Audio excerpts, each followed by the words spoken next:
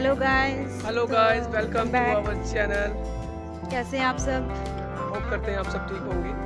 तो आज का जो हमारा ब्लॉग है यूके के बारे में, करंट सिचुएशन, ऐसे ही पार्क में आए थे, हम सोचे चलो थोड़ा बहुत आपको इन्फॉर्मेशन ही शेयर कर लेते हैं। तो यूके में इस टाइम जो करंट सिचुएशन क्या चल रही है कि क्या है यहाँ पे जॉब मार्केट, वेदर कैसा है, आपको अकोमोडेशन, क्या क्या प्रॉब्लम्स हो सकती हैं जो नए स्टूडेंट्स या कोई भी किसी वीज़े पे वर्क वीज़ा पे आना चाहते हैं, तो एकोमोडेशन का क्या होगा, तो उसके बारे में सबसे आपसे जो बात करेंगे हम कि क्या क्या है यहाँ पे इस टाइम पे जो आपको सिचुएशन जो है आपको फेस करनी पड़ सकती है।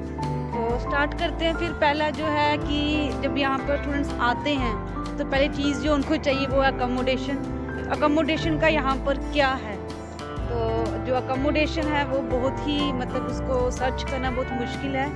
तो इसलिए कि अगर आपका कोई रिलेटिव या कोई फ्रेंड है, कोई भी आपका नोन में है, तो प्रेफर करें कि आप उनके पास ही जाएं और उनको ही बोलें कि आपके लिए वो 1-2 महीना पहले ही जो है वो अकोमोडेशन देखना स्टार्ट कर दें।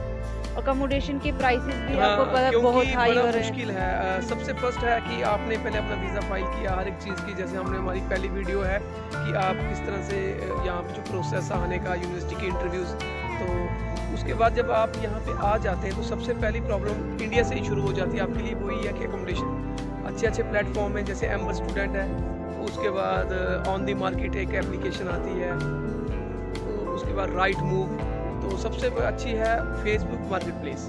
वहाँ से क्या होता है कि किसी बंदे ने जिसने भी पूरा घर लिया होता है, उसके बाद 1 रूम 2 रूम अवेलेबल होते हैं।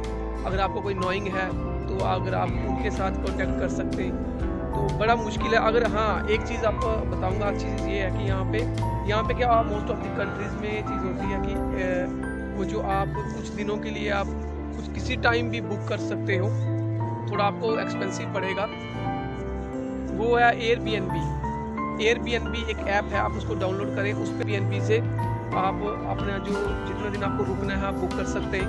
वहाँ पे जब भी आप एयरपोर्ट में लैंड करेंगे तो आप डायरेक्ट कैब लेके वहाँ जा सकते हैं। उसके बाद अपने आप नियर बाय अकोमोडेशन ढूंढ सकते हैं, क्योंकि होटल्स वगैरह आपको बहुत महंगे पड़ेंगे।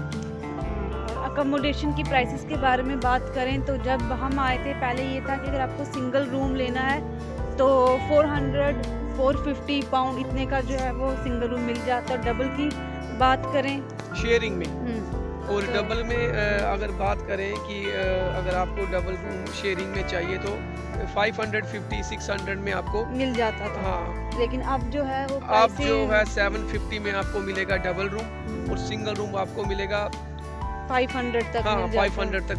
वो जो हर बंदा अपने हिसाब से है। हम आपको एक अप्रॉक्स बता रहे हैं क्योंकि यहाँ पर एक ना वो सिंगल रूम का एक बॉक्स रूम भी होता है जो स्टूडेंट के लिए होता है, एक ही स्टूडेंट बॉक्स रूम में रहता है।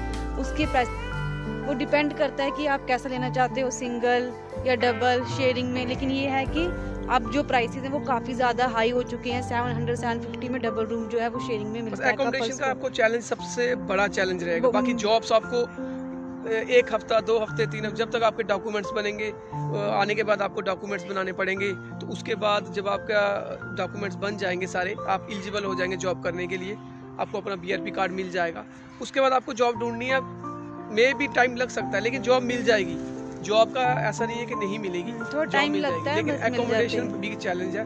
और जॉब्स का भी ये है कि जो मेन सिटीज़ यहाँ पर हैं, जैसे बिर्मिंघम, लंदन, जहाँ मोस्टली बच्चे जो हैं वो जाते हैं। बिर्मिंघम में, लंदन में जो है जॉब्स जो हैं वो फाइंड करना थोड़ा सा डिफ़िकल्ट है, थोड़ा टाइम लगता है, मिल जाती है लेकिन थोड़ा सा डिफ़िकल्ट रहता है। और लेकिन जहाँ पर हम रह रहे हैं ब्रिस्टल में, तो यहाँ पर थोड़ी जॉब्स की जो है हम बोलें कि ज़्यादा है।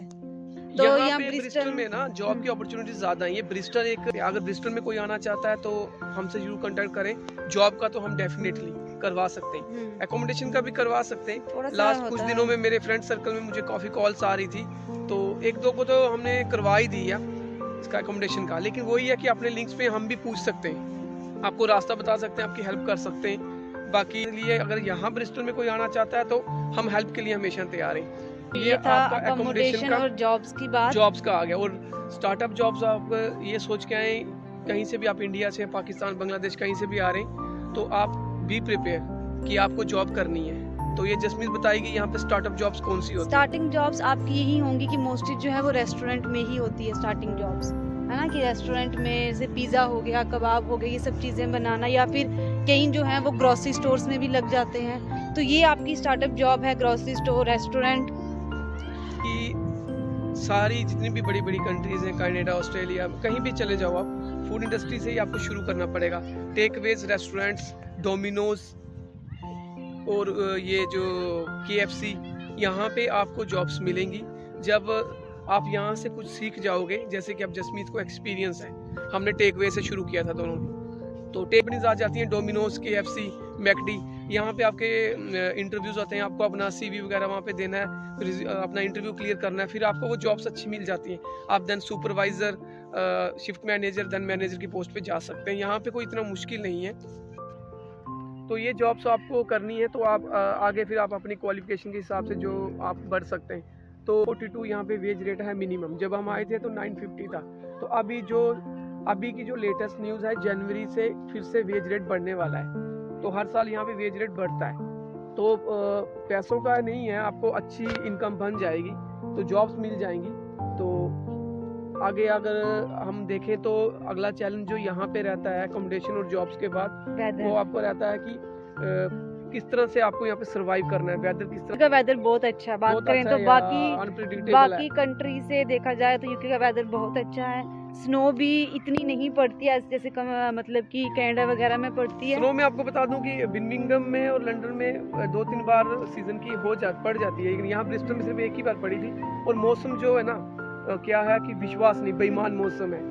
अब पिछले साल अक्टूबर में थोड़ी ठंड थी, इस बार इतनी भी ठंड नहीं है। अभी जून जुलाई में समर का मौसम चल रहा है और बीच में 2-3 बार रेन हुई, तो यहाँ से मौसम जो है ठंडा हो गया और वापस जो है ये अगस्त और सितंबर का महीना फिर से गर्म हो गया। यहाँ पे ये समझ नहीं आता, हमारे इंडिया की तरह नहीं है कि 6 महीने गर्मी रहेगी और 6 महीने सर्दी रहेगी ना। यहाँ पे मौसम अप डाउन चलता रहता है। तो ये होगी बात अकोमोडेशन, जॉब्स और वेदर की। अब आते हैं यहाँ की गवर्नमेंट की पॉलिसीज क्या हैं। आपको क्या यूके आना चाहिए कि नहीं आना चाहिए? अगर आप यूके आते हैं तो किस तरह से रहेगा आपका फ्यूचर? तो ये बताना चाहूँगा कि लास्ट 6 मंथ्स आप नॉर्मल लेके चलो कि 6 मंथ से गवर्नमेंट का जो रवैया है ना, वो थोड़ा सा चेंज हो गया, क्योंकि यहाँ पे कंट्री ऑलमोस्ट फुल हो चुकी है, बहुत ज़्यादा इमिग्रेंट्स आ चुके हैं। तो यहाँ पे पहला उन्होंने चेंज कर दिया है कि जिसलिए स्टूडेंट आते थे, जैसे कि ग्रेजुएशन पे स्टूडेंट आते थे, 6 महीने की अपनी वो फी वगैरह दे के आते थे, तो आते ही वीज़ा स्विच कर लेते थे स्किल्ड वर्कर में। अब वो बंद हो गया टोटली, क्योंकि अब जब वो अपनी स्टडी पूरी क्लियर करेंगे उसके बाद ही वीज़ा चेंज होगा। पहली न्यूज़ तो ये काफ़ी टाइम से हो गई है, पता होगा सबको, लेकिन हम आपको सिचुएशन बता रहे हैं कि यहाँ की अभी सिचुएशन क्या है। दूसरा, यहाँ पे वीज़ा फीस, IHS फीस वो बहुत ज़्यादा बढ़ गई। पहले क्या था कि जब हम आए तब 640 पाउंड थी, अब क्या हो गई है 1020 कुछ हो गई है। इंडिया का ही लगा लो कि 64,000 समथिंग थी, अब 1 लाख से चली गई है। तो IHS के बाद ये है कि जनवरी से कि जो सबसे बड़ा जो यहाँ इन्होंने किया है कि कोई भी डिपेंडेंट नहीं आए। कोई अगर लड़की आ रही है तो वो अपने हस्बैंड को लेके नहीं, अपने बच्चों को लेके नहीं आ सकती। कोई लड़का आ रहा है तो अपनी वाइफ और बच्चों को डिपेंडेंट नहीं आ सकते। डिपेंडेंट इन्होंने बिल्कुल बंद कर दिया, एक्सेप्ट जो PhD कोर्सेज कर रहे हैं वो अपने मतलब कि डिपेंडेंट को लेके आ सकते हैं। तो ये भी है कि अगर डिपेंडेंट साथ में नहीं आएगा तो फिर यहाँ पर करने क्या आएंगे। ये लेके चलो कि आप अगर 100 वीज़ा लगते हैं फॉर एग्जांपल, तो उसमें से आप 5 और 6 वीज़ा ही लोग लगाएंगे, फाइल लगाएंगे यहाँ पे और यहाँ आएंगे। क्यों?